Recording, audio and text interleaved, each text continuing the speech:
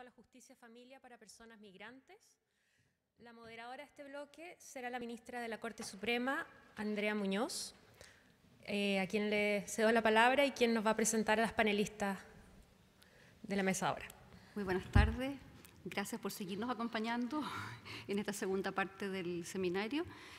Nosotros vamos a iniciar este bloque en un tema que es sumamente importante, dada la realidad que estamos viviendo nosotros de recepción de migrantes y la necesidad de que ellos efectivamente tengan un verdadero acceso a la justicia. Solo yo quisiera como decir dos palabras de introducción. Nosotros, como Poder Judicial, formamos parte de la Cumbre Iberoamericana de Poderes Judiciales de la región, digamos, de Iberoamérica, y allí se aprobó hace un par de años un protocolo de actuación judicial para mejorar el acceso a la justicia de las personas en grupos, a las personas y grupos en condiciones de vulnerabilidad, con especial énfasis en la justicia con enfoque de género. Y dentro de los grupos vulnerables, este protocolo incorpora a las personas con discapacidad, migrantes, niñas, niños, adolescentes, comunidades y pueblos indígenas. O sea, y este protocolo, desde luego, se preocupa de hacer recomendaciones que tienen que ver con mejorar el acceso a la justicia, con el debido proceso, el derecho a la información, a la asistencia jurídica, judicial de las personas migrantes. O sea, ahí tenemos un tema de que nosotros como Poder Judicial estamos involucrados en el cumplimiento de los derechos fundamentales de estas personas. Y por otra parte también contarles, y con eso yo cierro, lo que yo quería decir es que la Corte Suprema misma ha abierto algunos espacios en la materia y, por ejemplo, ha ido acogiendo acciones de nacionalidad. Ustedes saben que ese es un recurso que está en el artículo 12 de la Constitución Política y efectivamente se ha hecho carne unas reclamaciones de personas que habiendo, digamos, sido consideradas bajo este estatuto de extranjeros transeúntes por no tener una situación migratoria regular, dejan a la indefensión a los niños y entonces esos niños estaban sin nacionalidad y nosotros hemos acogido bastante, creando una jurisprudencia, diría yo, de la cual nos sentimos bastante orgullosos porque también se cuelga de las convenciones internacionales. Y por otra parte, en la segunda sala de la Corte Suprema, que ve los amparos, también ha ido, yo diría, asentando una jurisprudencia en el tema y frente a algunos amparos por expulsiones del territorio de la República de extranjeros, ha dejado sin efecto o ha acogido esos amparos invocando principios de unidad familiar o reunión de la familia, interés superior del niño, niña, adolescente, cuando se trata de personas que han tenido raíces aquí de alguna u otra manera. Entonces, una cosa como marco que yo quisiera contar, pero ahora dejo con ustedes a los que son expertos, desde luego, y que nos van a poder dar una visión. Primero va a intervenir la ministra Jasna Pavlich, que tengo aquí a mi derecha, y es presidenta de la Corte de Apelaciones de Antofagasta. La ministra Pavlich es abogada de la Universidad de Chile, ingresó al Poder Judicial en el año 91, desempeñándose como secretaria del Juzgado de Letras de Menores de Copiapó. Fue relatora de la Corte de Apelaciones de Copiapó, jueza del Cuarto Juzgado de Letras de Copiapó durante 10 años, 6 años, como jueza de familia, ingresando a la Corte de Apelaciones de Antofagasta, y desde 2004 como jueza de familia, me corrijo, ingresando a la Corte de Apelaciones de Antofagasta en febrero del 2015, donde actualmente ejerce la presidencia. El tema que ella va a abordar entonces es la situación de los migrantes en la perspectiva o desde la perspectiva de la Corte de Apelaciones de Antofagasta. Muchas gracias, Jasna. Gracias. Buenas tardes. Agradezco la invitación. Para mí un honor dar a conocer la visión de la Corte de Apelaciones de Antofagasta en cuanto a la situación de la familia migrante en este seminario. Como contexto, me gustaría señalar, aunque es de público conocimiento, que la región de Antofagasta es una región territorialmente muy amplia, en la que hay muy poca población, hay muy pocas ciudades. Tiene, de acuerdo a estimaciones al año 2014, una población de 547.463 personas a nivel regional. 390.832 de ellas viven en Antofagasta. lo que implica que los mayores centros poblados son Antofagasta, Calama y en mayor medida Tocopilla, Taltal y María Elena, además de unos poblados pequeños como San Pedro de Atacama, Toconce, Toconao y otros. Esa población está a cargo de 2 juzgados especializados de familia, ubicados en Antofagasta y Calama respectivamente, y de 3 juzgados de competencia común, que son los de Tocopilla, Taltal y María Elena. Es, por otra parte, un hecho evidente que en los últimos 10 años nuestro país ha empezado a recibir gran cantidad de población migrante, cada vez en mayor medida, y la que se establece fundamentalmente en la zona norte, aunque no desconozco que en el resto del país también la hay. En nuestra región de Antofagasta existe una gran cantidad de población extranjera atraída fundamentalmente por la bonanza económica que proporciona la minería. Y entre los años 2011 y 2015 se otorgaron 56.567 visas para residentes. Sin embargo, se estima que existe una cifra negra que es igual o mayor que aquella que está regularmente en la región. Lo que implica que tenemos una gran población de migrantes, fundamentalmente colombianos. Esta población migrante se establece fundamentalmente en campamentos. Hay alrededor de 4.100 familias que viven en 55 campamentos solo en la ciudad de Antofagasta. Al punto que Antofagasta, los propios antofagastinos no la llaman Antofagasta, sino la llaman Antofalombia, porque ya es como que no fuera Chile. Ya. Ahora, de esa totalidad de personas que obviamente tienen los mismos problemas que tenemos nosotros y otros mayores que implican el hecho de ser migrante en una tierra desconocida, con todo lo que eso significa, con todas las complejidades que tiene el obtener visa, el obtener trabajo, el acostumbrarse a una diferente forma de vida, también tiene problemas que llegan a los tribunales. Y según estadísticas, solo del Juzgado de Familia de Antofagasta, porque no es algo que sea fácil de conseguir, toda vez que dentro de nuestros sistemas de ingresos no existe discriminación por nacionalidad. Tenemos que al año 2015, de las 23.939 causas que ingresaron, 1.446 de ellas corresponden a personas extranjeras, vale decir un 6,05% del total de ingresos. De estas causas, las de mayor cantidad son las contenciosas, que serían 360, las medidas de protección, que serían 523, y las referidas a violencia intrafamiliar, que serían 273. Lo cual revela que o tienen pocos problemas o los problemas no se judicializan al momento de ser población que no está de manera regular. En cuanto a los niños, niñas y adolescentes, las principales vulneraciones que se producen son aquellas derivadas de la falta de escolarización, la falta de cumplimiento en los controles de salud, en los controles de embarazo, el trabajo infantil, el maltrato como forma de establecer normas y límites, y también, y en una medida bastante considerable, el abuso en la indemnidad sexual.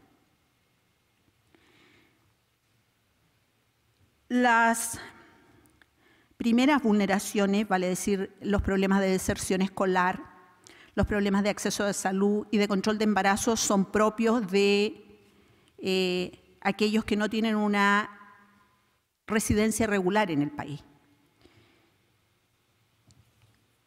A todos ellos, los tribunales de familia los acogen y, al igual que a nuestra población nacional, les aplican la misma ley porque viven en este país.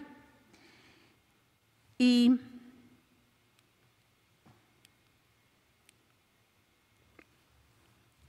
de aquellos que están con medida de protección, el Centro de Cumplimiento de Medida de Protección en Familia de Antofagasta, en julio del presente año, informó que existía un registro de 3.185 niñas, niños y adolescentes ingresados a la red CENAME, de los cuales 179 son extranjeros, lo que equivale al 5,6% de la población infantil que se encuentra sujeta a medida de protección. Ahora bien, de estos niños de origen extranjero, existen 114 niños de Bolivia, 33 de Colombia, 22 de Perú, 5 de Argentina, 3 de Brasil y 2 de México. 162 están en programas ambulatorios, 6 en sistema residencial y 6 en ingreso residencial, pero en gestión de caso, vale decir, al momento en que se evacuó este informe para decidir cuál iba a ser su futuro. Así, del total de niños, niñas y adolescentes en sistema proteccional, el 34% está en programas de prevención focalizada, vale decir, sujetos afectados por vulneraciones de derechos relacionados con su contexto familiar, de carácter leve o moderado, principalmente situaciones asociadas a negligencia o maltrato. El 19% está en programa de reparación mayor, vale decir, reparación de maltrato grave y de abuso sexual. Y el 12% se encuentra en las oficinas de protección de derechos, que son las que se dedican al trabajo de prevenir. Hay un 6% que está registrado en el programa de protección especializada de explotación sexual comercial infantil y adolescente. Ahora bien, las problemáticas que se derivan de la aplicación de nuestra legislación a los extranjeros se relacionan fundamentalmente con las tensiones producidas por la multiculturalidad,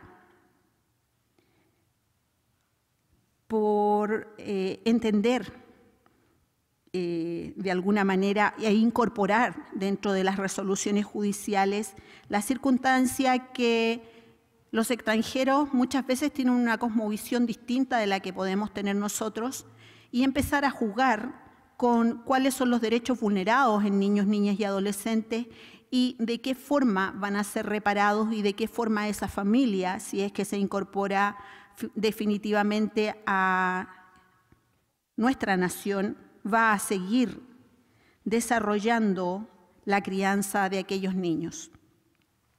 En los niños de origen boliviano se da mucho la deserción escolar y el trabajo infantil, además del maltrato como forma de establecer normas y límites. Y el trabajo con ellos es bastante complejo, puesto que generalmente sus familias de origen son familias de escasa instrucción escolar. El mayor número de casos referidos a niños de Bolivia viene de Calama, toda vez que la región de Antofagasta tiene una vasta frontera con ese país y el ingreso que se produce es generalmente de manera ilegal. Respecto de los niños de nacionalidad peruana, sus vulneraciones están referidas fundamentalmente con las dos anteriores y también con negligencia materna, lo que se da asimismo referido a los niños colombianos, y el abuso sexual es transversal, dándose fundamentalmente, sin embargo, en los niños de nacionalidad boliviana, toda vez que, si bien no está comprobado, sí pareciera ser una premisa que va a tener que ser de alguna manera revisada, el hecho que también forma parte de su entorno cultural, el hecho que no se vea el abuso sexual como una vulneración grave a la indemnidad sexual de niños, niñas y adolescentes.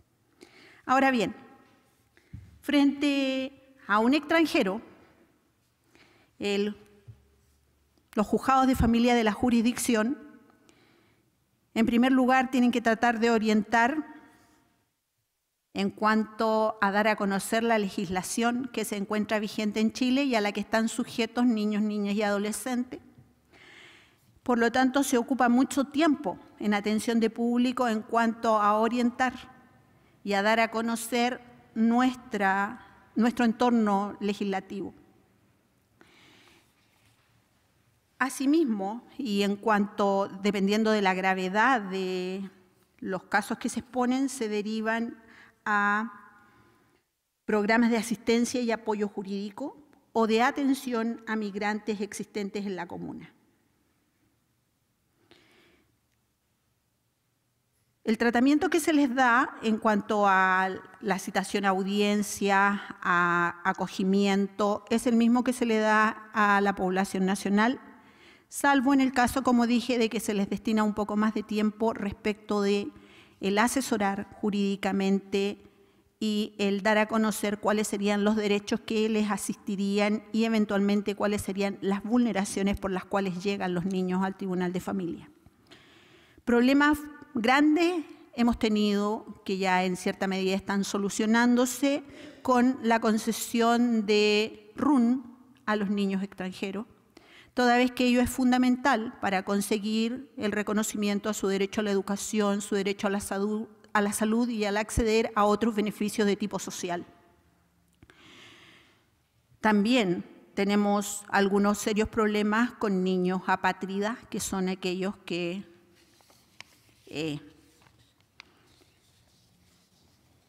no tienen una nacionalidad definida y que vienen de hace varios años atrás, a cuyo respecto el CENAME ya encontró una solución. Sin embargo, ella es lenta porque se está buscando caso a caso, dado que no están bien definidos. En la región serían 1 o 2 casos. Los demás se dan fundamentalmente en Arica, Parinacota y en Tarapacá. Ahora bien,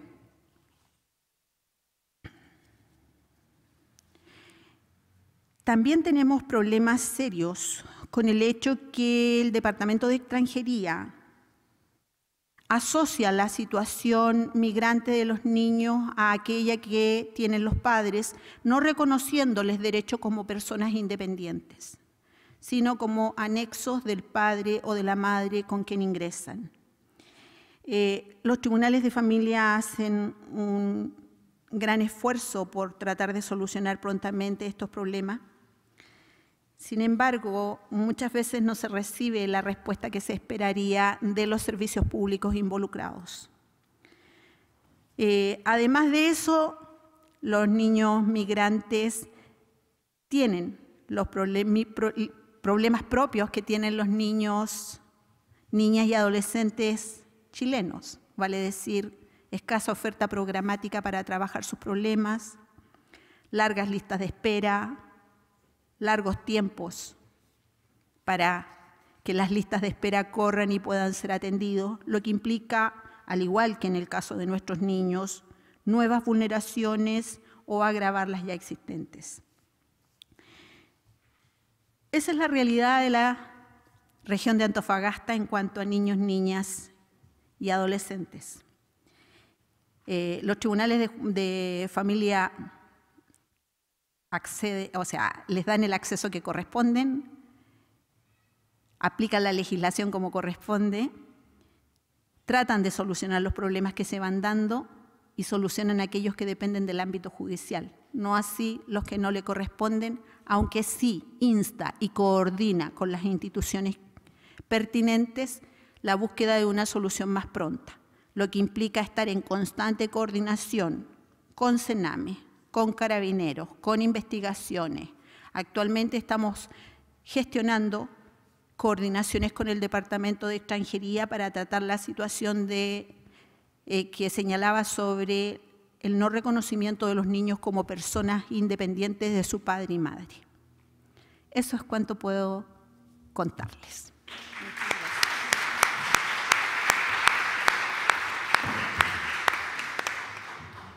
Muchas gracias, ministra. Vamos a escuchar ahora la exposición de Macarena Rodríguez. Ella es abogada de la Pontificia Universidad Católica de Chile, máster en Derecho Internacional de los Derechos Humanos de la Universidad de Notre Dame. Actualmente ejerce como directora de carrera y directora del Departamento de Clínica Jurídica de la Universidad Alberto Hurtado.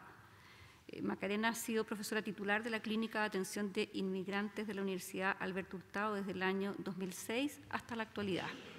Dejamos entonces a Macarena con la palabra. No, tengo acá. Ahí sí. Gracias.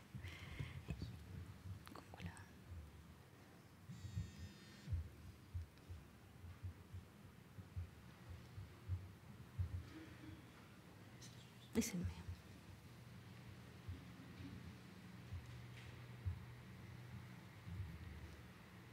Gracias. Buenas tardes a todos y a todas. Muchísimas gracias por esta invitación que me ha hecho la Unidad de Estudios de la Corte Suprema, con quienes tenemos un vínculo bastante permanente, mostrando claramente el interés de los tribunales en esta temática, que sin mucha decisión de nuestra parte nos llega, y nos empieza nos empieza a involucrar, los niños empiezan a aparecer en nuestras decisiones, en las de tribunales, las familias, todo el entorno y todo lo que significa. Como decía la ministra, nosotros en la Universidad Alberto Hurtado tenemos una clínica especializada en atención de inmigrantes desde el año 2006, donde partimos con una población básicamente peruana, de mujeres que venían a Santiago a trabajar en el servicio como trabajadoras de casa particular. Esa era la identificación del perfil en un primer momento. Hoy día tenemos una población que ha aumentado muchísimo y que ha cambiado también en su origen y en el trabajo que vienen a realizar aquí a Chile.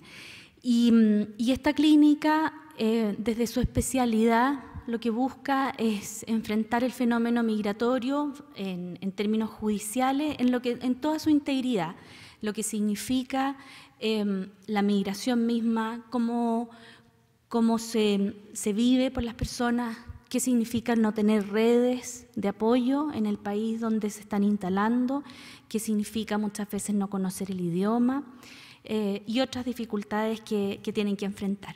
Y en ese contexto es que nosotros trabajamos, por una parte, lo que tiene que ver con su proceso de regularización frente a la autoridad administrativa, y por otra parte los apoyamos en la defensa de sus situaciones en tribunales, fundamentalmente en materias de familia y algo en materia laboral. Voy a comenzar mi presentación con algunos datos sobre la migración, después me voy a referir muy someramente al marco regulatorio que pudiésemos aplicar en esta materia, específicamente en lo que se refiere al acceso a la justicia, para luego contarles desde nuestra perspectiva dónde vemos que están los mayores desafíos en la tramitación de los casos en los tribunales de familia. Partiendo con el panorama más o menos de la migración al año 2014, que son las últimas cifras que manejamos entregadas por el Departamento de Extranjería e Inmigración, se hablaba de 410.000 personas inmigrantes en Chile. lo que significa un aumento del 123% respecto al censo del año 2001. Esto es un poco tramposo, digamos, porque no considero el censo siguiente por las razones ya conocidas. Entonces no es que el aumento sea tan exponencial, pero esa es la cifra. Ahora, el problema o el dato importante es que esta cifra de 410.000 personas se obtiene en base a cálculos que tienen que ver con los permisos de residencia definitivos que se entregan en el país, pero no es una cuantificación efectiva de cuántas personas hay. Y como muy bien señalaba la ministra, además no considera todas aquellas personas que están en condición migratoria irregular, por razones obvias, porque ellos no están identificados ante la autoridad administrativa. Por lo tanto, la cifra es bastante menor de lo que nosotros pudiésemos estimar. Creemos que de manera conservadora, a lo menos tenemos 500.000 de personas, es decir, más que la población o casi la población de Antofagasta, repartida así en todo el país. Ahora, esto en términos porcentuales significa aproximadamente un 2,4% de la población nacional.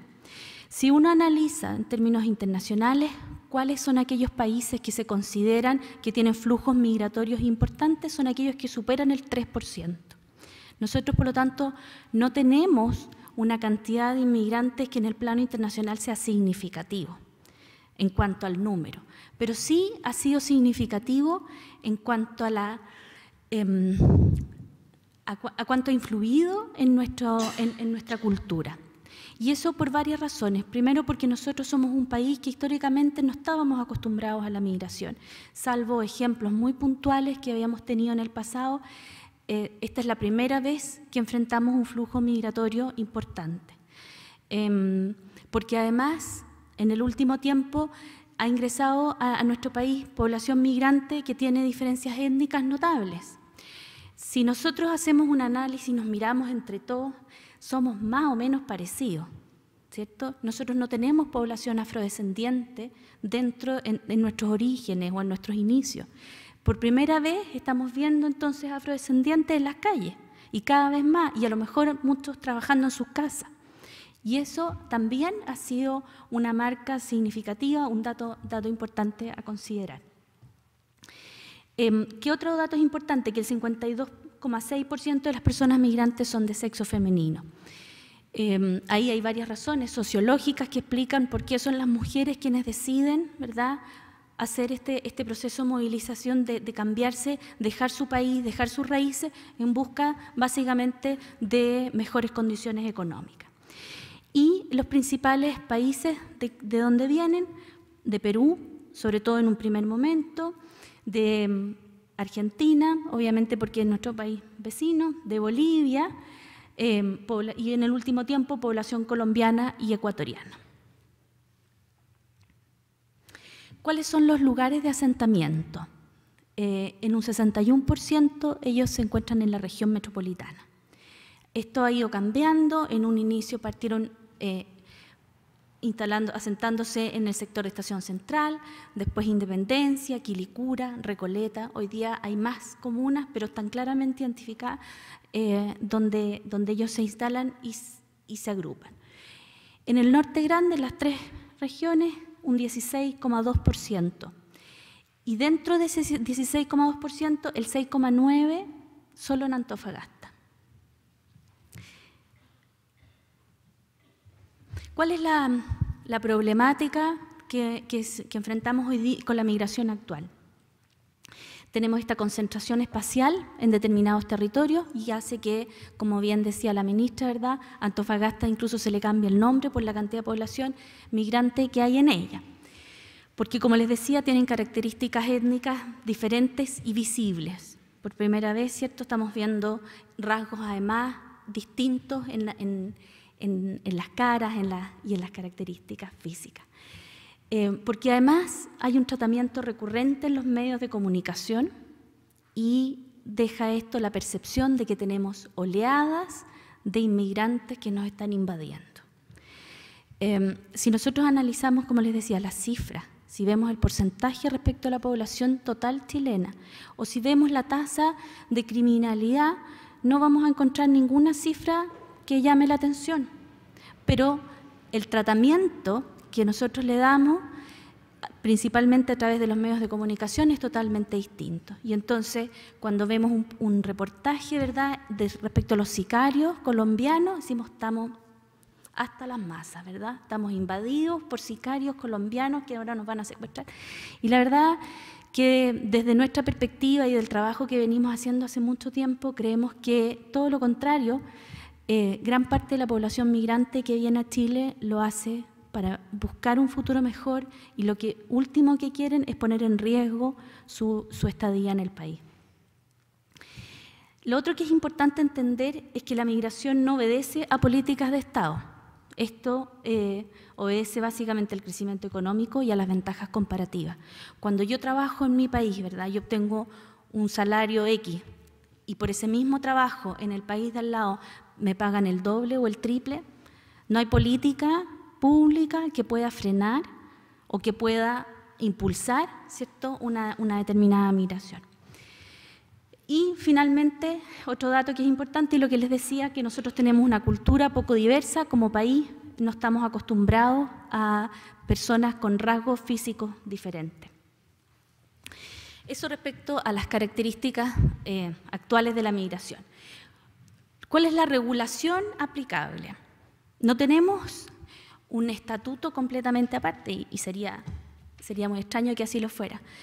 Pero sí, en el caso de la población migrante, a nuestro juicio hay que hacer una combinación de normativas. Y ahí hay un desafío súper importante, porque obviamente se aplica toda la legislación nacional en su plena extensión, pero también hay normativa propia que se aplica a los migrantes, que está contenida en un decreto ley del año 75, ¿verdad?, y en numerosos decretos y resoluciones de carácter administrativo que reconocen, por ejemplo, el derecho a la educación, el derecho a la salud, que establecen hoy día un tipo de residencia, que es la visa temporaria por motivos laborales, y todo ese universo de disposiciones hoy día tienen que combinarse y tienen que ser conocidas por quienes muchas veces aplican el derecho de manera regular. Entonces implica también un desafío importante, el tener que manejar también estas otras disposiciones. ¿Qué más tenemos? En materia de acceso a la justicia, obviamente la Convención Americana, que establece este derecho, y como señalaba la ministra Muñoz al comienzo de esta presentación, hay un protocolo que la Corte Suprema ha suscrito, podríamos decir, adherido, claro, y que si bien no tiene fuerza obligatoria, hay una voluntad de la autoridad de darle cumplimiento. Y este protocolo iberoamericano de actuación judicial para mejorar el acceso a la justicia de personas con discapacidad, migrantes, niños, niñas, adolescentes, comunidades y pueblos indígenas, es muy claro respecto de cuáles son aquellas condiciones o esos mejores estándares que se esperan que se puedan dar a esta población especialmente vulnerable, no porque los queramos más, sino simplemente para ponerlos en un plano de igualdad respecto al resto de las otras personas que habitan nuestro país.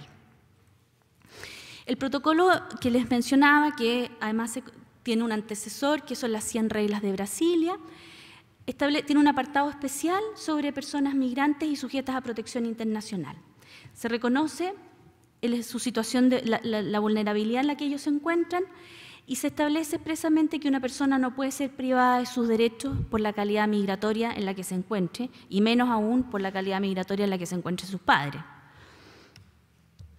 En el título 2, donde habla sobre la comprensión de actuaciones judiciales, se señala expresamente que en la asistencia previa a la celebración del acto judicial se procurará la prestación de asistencia por personal especializado, profesionales en psicología, trabajo social, intérpretes, traductores u otros que se consideren necesarios, destinados a afrontar las preocupaciones y temores ligados a la celebración de la vista judicial. Hay mucha más regulación, pero ¿por qué me detuve en particular en esta disposición? Porque aquí hay una serie de obligaciones o de estándares que nos impone el protocolo, donde tenemos que poner el cuidado. Nosotros hoy día tenemos población haitiana que habla creol, que entiende un poco el español, que incluso dicen po, dicen chuta, y uno cree que entienden perfecto, estamos al otro lado, ¿cierto? Dijo, bueno, po, ya entendió. Y en el fondo eso es una muestra de que ellos lo que hacen es captar ese idioma y comprarlo tal cual, pero no lo están entendiendo, ¿ya? Cuando a veces en una audiencia se le dice, ¿verdad?, si usted no cumple, su hijo va a ser puesto a disposición del Sename, es como que le digan, da lo mismo, no sé lo que es el Sename, ¿ya? Entonces, lo que nosotros a simple vista o a primera vista podemos entender, ¿cierto?, que estamos frente a una persona que maneja el lenguaje y que nos entiende, no es tan simple ni es tan liviano a veces para asumir. En general, este protocolo, para terminar con el marco normativo, establece como condiciones generales que se hable con un lenguaje sencillo, que se procure la efectiva comunicación y entendimiento, que se adopten medidas respecto al lugar o a la compañía. Incluso se sugiere que si es necesario la persona esté en compañía de alguien que le dé seguridad, por ejemplo, un connacional de él, en la misma audiencia. Se establece además el principio general de colaboración y la simplificación y la divulgación de los requisitos exigidos por el ordenamiento para la práctica de determinados actos. Chile, el año 2014, entregó un informe sobre el cumplimiento de lo que les digo que era el antecesor del protocolo, que eran las 100 reglas de Brasilia. Y en dos materias particularmente se refirió a extranjeros, ¿ya?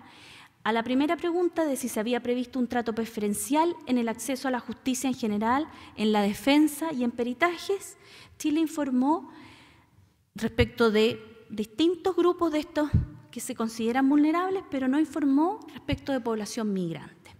Y a la segunda pregunta, donde se consulta si existen mecanismos en el Poder Judicial que garanticen la privacidad, no revictimización e inmediatez, Chile informa solo respecto de refugiados y solicitantes de asilo. ¿Qué podemos concluir de esto? Que efectivamente todavía nos falta mucho y no tenemos medidas especiales para procurar, ¿cierto?, entregar una mejor asistencia a la población migrante. Y lo segundo es que se considera dentro de los inmigrantes, que obviamente son extranjeros, a los refugiados y a las víctimas de trata, porque son claramente población que está aún en una condición de mayor vulnerabilidad, pero entonces el inmigrante, por el solo hecho de inmigrar, a veces no se considera específicamente en la condición de vulnerabilidad. No sé si me entienden. Cuando nosotros decimos, sí, tenemos medidas de protección para los refugiados, no estamos preguntando por los refugiados, porque los refugiados tienen un estatuto especial y tienen medidas específicas de protección, ¿verdad? Por el proceso mismo que significa la salida, la huida del país de origen. Entonces, la migración por sí sola ya no es considerada como tan grave o tan vulnerable. Y eso es preocupante. Entro ahora a la tercera parte y final, que es desde nuestra experiencia como clínica, donde representamos los intereses de familias, de mujeres, de niños, inmigrantes ante los tribunales de familia. ¿Con qué nos hemos encontrado mucho acá en Santiago, que es la realidad que nosotros tenemos? Con la necesidad de contar con una instancia inicial, incluso yo diría prejudicial idealmente, pero eso ya es aún más complejo y eso implica probablemente la coordinación con instituciones del Poder Ejecutivo. Pero una instancia inicial en el Poder Judicial que permita identificar, no solo cuando la persona llega, sino que cuando se le entrega una notificación, saber que a quien estamos notificando es un inmigrante, que nos permita esa identificación, entregar la información adecuada para la comprensión del procedimiento. Alguien que está en condición migratoria irregular y recibe una notificación de un poder del Estado tiene el justo temor para presentarse ante la autoridad porque no sabe, ¿cierto?, las consecuencias de esa notificación. porque además muchos de ellos vienen de países donde la corrupción es muy alta. Por lo tanto, la autoridad judicial, la autoridad policial, no es seguridad para ellos de que no se vean expuestos, ¿verdad?, a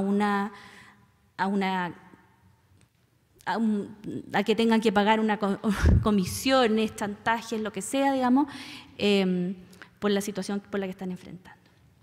Entonces, creemos que una instancia de esta naturaleza ayudaría a reducir esos temores en la población que está en situación migratoria irregular. Creemos que además es absolutamente necesario poder contar de manera permanente con intérpretes en las distintas instancias, en el centro de medidas cautelares, en las audiencias, en los tribunales, con intérpretes. Como yo les decía, el que uno escuche a un haitiano que habla un poco español no significa que lo entienda, y menos que pueda entender lo que significa y cuáles son las consecuencias de un procedimiento judicial. Otro tema que es súper específico, pero que nos genera a nosotros hartas complejidades, tiene que ver con la presentación de documentos. Chile tiene una regulación específica, ¿cierto?, para darle valor a los documentos otorgados en el extranjero. Y ese estándar es tremendamente complejo y difícil de cumplir cuando estamos hablando de población migratoria que está en condición que están irregulares. Es muy difícil obtener un certificado de nacimiento en el país de origen y que cumpla con todas las obligaciones respecto de los sellos y autorizaciones para que tenga el valor legal acá en Chile. Y, obviamente, en materia de familia, todos los certificados de nacimiento, matrimonio, defunciones son sumamente utilizados. Porque, claro, el consulado peruano hoy día funciona en Chile bastante bien y otorga muchos de esos certificados, pero el consulado haitiano, el consulado colombiano no tiene las mismas oportunidades para sus nacionales. Otro tema tiene que ver con la red de instituciones, con personal de apoyo institucional especializado. Esto lo conversamos nosotros mucho con los jueces en el Centro de Medidas Cautelares. Ellos nos comentan, nos dicen, nosotros a veces sentimos que nos falta una instancia a la que podemos derivar, ¿cierto?, que cuente con personal especializado, que conozca la realidad, que no nos vayamos a encontrar con discriminaciones para esos niños por el hecho de ser migrantes. Otro requisito, otro estándar que nosotros esperamos poder cumplir en el futuro es contar con asesoría jurídica gratuita con conocimientos especializados. Hoy día hay 3 instituciones en toda la región metropolitana que tienen ese prisma específico, ese conocimiento especial. No es lo mismo cuando el abogado que representa y defiende, ¿verdad?, en un tema de familia, además sabe cuáles son las consecuencias migratorias de un determinado acto jurídico, una sentencia, de lo que, ¿cierto?, a cuando no lo sabe. Solo para ponerles un ejemplo, en Estados Unidos es obligación en cualquier procedimiento que a lo menos, en cualquier procedimiento penal, que la persona a lo menos sea entrevistada 2 veces por un abogado especialista en materia de migración. Porque es importante que conozca las consecuencias y que sepa que cuando está firmando, ¿verdad?, está reconociendo la comisión de un delito, también está firmando su sentencia de expulsión, ¿verdad?, al mismo tiempo. Entonces, en materia de familia, les decía, hoy día hay, bueno, con clínicas jurídicas gratuitas o centros de atención gratuitos que tengan especialización en materia de migración, hoy día hay 3, que son la Clínica de Inmigrantes y Refugiados de la Universidad Diego Portales, la nuestra, y la Oficina de Derechos Humanos de la Corporación de Asistencia Judicial. Y claramente nos queda mucha gente fuera a la que no podemos atender. Este es un tema que es un desafío para todos los que intervenimos en los procedimientos judiciales, y el conocimiento de la normativa legal y administrativa aplicable a la población migrante. Nosotros desde la clínica hacemos capacitaciones, especialmente en el Centro de Medidas Cautelares, donde explicamos todos estos 8, 9, a veces 10 resoluciones administrativas que establecen, que reconocen derechos en materia de educación, que establecen procedimientos para el reconocimiento de ciertos derechos, que establecen cómo obtener una visa, que establecen, por ejemplo, el tema del vínculo, cómo se reconoce el vínculo con un chileno para efectos de poder reconocerle legalmente su residencia en el país. Ahí yo creo que todos tenemos una tarea pendiente. Y finalmente, donde creo que está el mayor desafío es en tener una visión integral de lo que significa la migración. ¿Qué es lo que significa la situación de irregularidad? ¿Qué es lo que significa no tener un RUT? Hoy día el Servicio Jesuita Migrante, perdón, no los conté a ellos que son mis primos hermanos, el Servicio Jesuita Migrante también tiene atención jurídica especializada. Porque son de la Compañía de Jesús, por eso son primos hermanos nuestros. No, les decía, hoy día el Servicio Jesuita Migrante inició una campaña que se llama RUT 100. Yo los invito al que quiera a buscarlo en internet, y precisamente lo que busca es que los niños que no tienen RUT en Chile, o cualquier persona que no tiene RUT, no puede comprar ni un celular de partida, digamos, nada, pero además respecto a los niños se hace muy complejo el acceso a la educación, porque los colegios los reciben, pero no les certifican, ¿cierto?, finalmente el término del año de manera exitosa, por lo tanto no pueden pasar de curso y hay una serie de problemas. Lo que busca esta campaña es terminar con el RUT 100, que es este RUT provisorio que se le da a los niños, porque si bien es una solución de entrada, no soluciona el problema de fondo, y es que a ellos se les reconozca, al igual que a cualquier niño, su acceso a la educación. El tema de no tener RUT para un adulto también es muy complejo.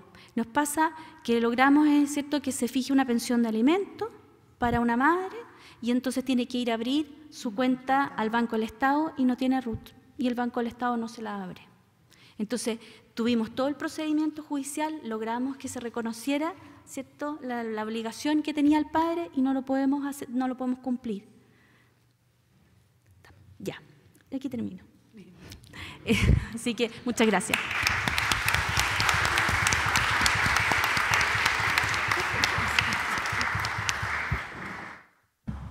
Agradecemos a la profesora Rodríguez su excelente intervención, y entonces, igual que en la modalidad que se ha utilizado en los otros paneles, quienes tengan preguntas para las panelistas se hagan el favor de hacerlas llegar a través de quienes están buscando. Sí, pero ahora o a las 6. Ahora, porque tengo que... Bueno, nosotros vamos a tener que disculpar a la ministra Pavlich porque tiene que retirarse en este minuto para estar en el aeropuerto. Lamentablemente nos habría gustado poder contar con la posibilidad de interactuar con las preguntas, pero ¿hay alguna? ¿Este es para ella? Las más urgentes. No tiene nombre.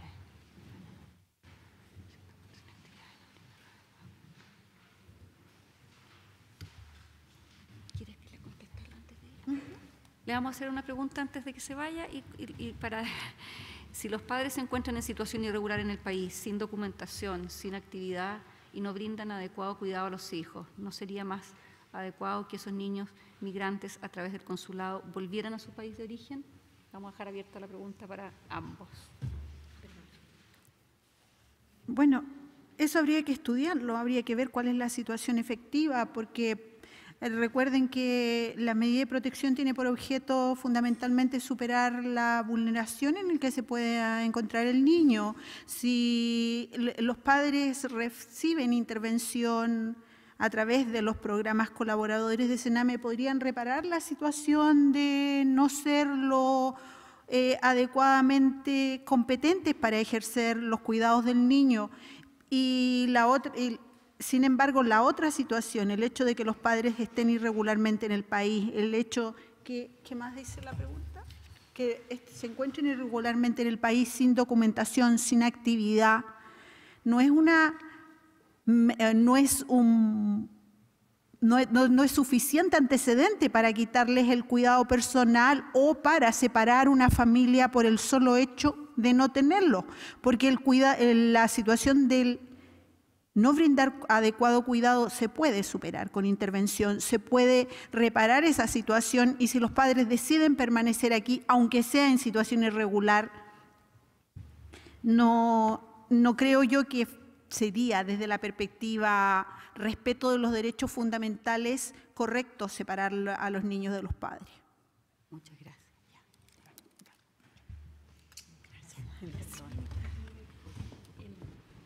Yo quisiera aportar a esa pregunta con lo siguiente. No es una decisión voluntaria de ese padre o madre el estar en condición migratoria irregular. Hasta comienzos del año 2015, la única manera que tenían ellos para poder regularizarse era obtener un contrato de trabajo que tenía una cláusula que obliga al empleador a pagarle el pasaje de regreso. Cuando el pasaje es a Tacna, no es tan complejo porque además es en bus, ¿cierto? Estamos hablando de una cifra razonable, pero cuando es a Colombia o cuando es a Haití, ¿verdad? Cuando es a República Dominicana, hay una reticencia del empleador a decir, yo a ver si me voy a obligar a esto, ¿cierto? Me obligo además, obviamente, al pago de los impuestos, a las retenciones, ¿cierto? Pero además, esa persona quedaba sujeta bajo esa visa a ese contrato de trabajo, de manera que si el empleador decía ponerle término por la razón que fuera, ¿cierto?, buena o mala, da lo mismo, al día siguiente esa persona perdía su visa, ¿ya? Y tiene un plazo de 30 días para presentar un nuevo contrato, lo contrario queda como irregular en el país.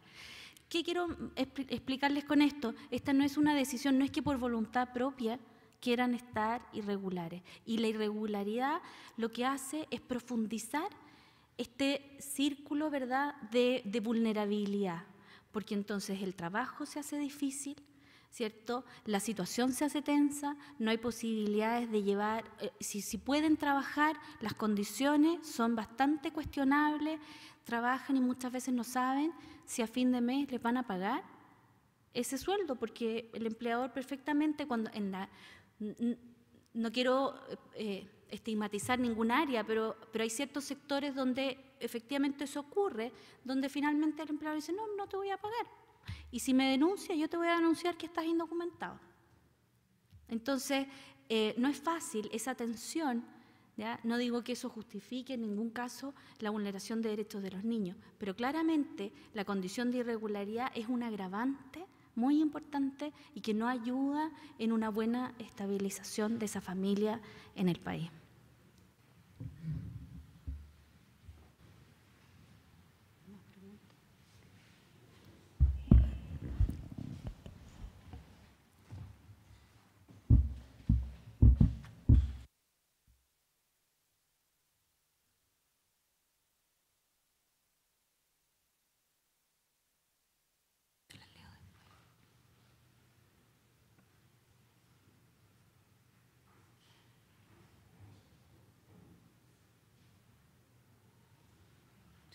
Dice, ¿cómo poder solucionar el problema del pago de alimentos sin tener acceso al pago a través de una cuenta de ahorro o a la vista?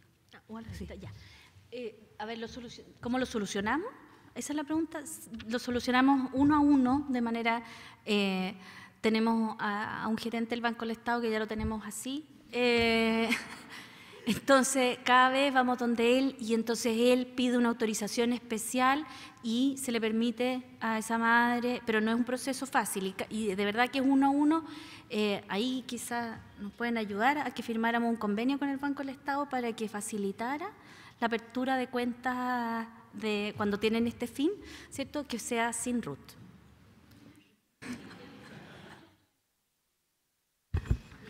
Una pregunta que dice, ¿se aplican normas del Código de Bustamante o reciprocidad a norma chilena?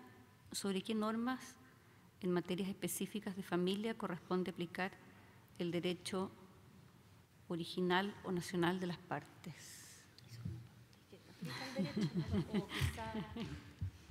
¿Lo pueden contestar mejor? No hay ningún, o sea, si nosotros podemos aplicar derechamente normativa de otro país, en los tribunales entiendo que no. Lo que sí nosotros hacemos es invocación de tratados internacionales que son ley para Chile. se hace bastante más complejo el poder invocar una norma, creo que no fuera de otro país directamente, no. Sí, pero en la práctica no, lo que hacemos es la invocación del derecho internacional. Eso sí, y ahí tenemos que reconocer que, por ejemplo, en materia de nacionalidad el avance ha sido sumamente notorio.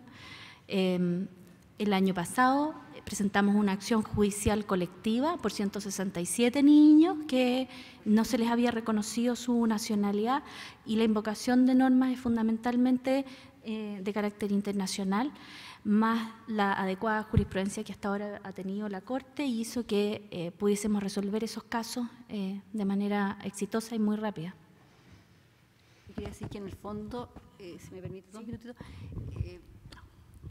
que lo que llama siempre la atención en el tema de los migrantes es que es como una múltiple vulnerabilidad, porque, por ejemplo, yo tomaba nota de lo que tú decías, los grupos de migrantes son Perú, Bolivia, Argentina, Colombia, colombiana, ecuatoriana, pero uno sabe que hay muchos españoles, que hay muchas personas que vienen de países europeos desarrollados y que no están en este grupo. Entonces, en el fondo, es una vulnerabilidad no solamente porque es migrante, sino que porque es pobre, porque no tiene recursos y porque probablemente, y en el caso de la mujer, es una triple vulnerabilidad, porque en el fondo es porque es mujer, es porque es pobre, es porque es migrante.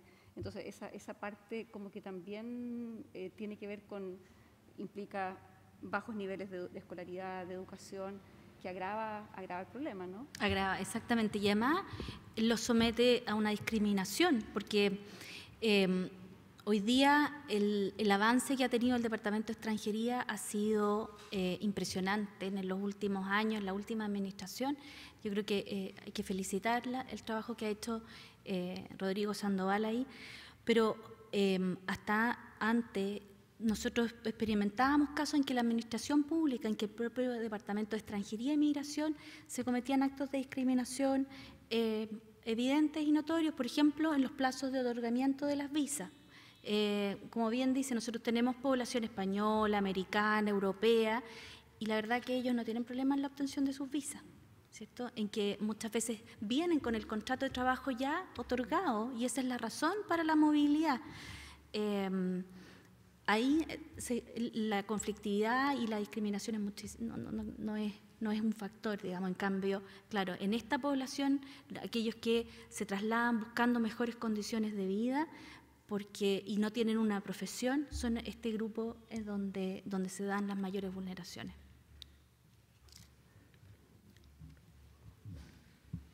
¿No hay más preguntas? Bueno, si no hay más preguntas, se agradece mucho la intervención de la... ¿No nos quedó una? No.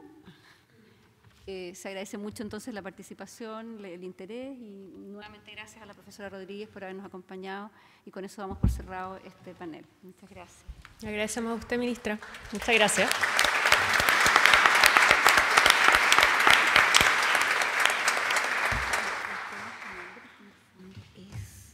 Es pobreza.